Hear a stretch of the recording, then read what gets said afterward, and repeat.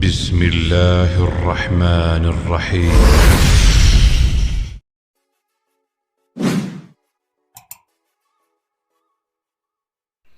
अस्सलाम वालेकुम फ्रेंड्स, क्या हाल चाल है। उम्मीद करता हूँ सब दोस्त ठीक ठाक होंगे अल्लाह ताला के फजल करम के साथ। तो फ्रेंड्स, आज की न्यू वीडियो स्टार्ट करते हैं।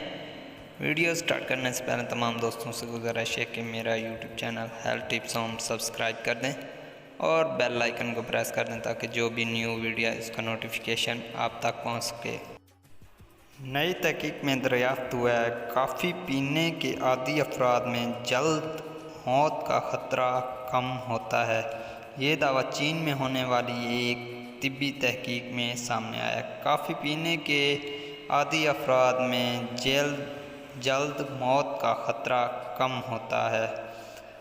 तो फ्रेंड्स, उम्मीद करता हूँ आपको ये वीडियो पसंद आई होगी। मज़ीद हेल्थ के रिलेटेड और इन्फॉर्मेटिव वीडियोस देखने के लिए हमारे चैनल को सब्सक्राइब कर दें और बेल आइकन को प्रेस कर दें। फ्रेंड्स, अपना और अपने प्यारों का ख्याल रखें और हमें दुआ में याद रखें। इंशाअल्लाह नेक्स्ट वीडियो में आपके साथ मुलाकात होगी। तब तक के लिए हमें इजाज़त दीजिए। अल्लाह हाफिज़।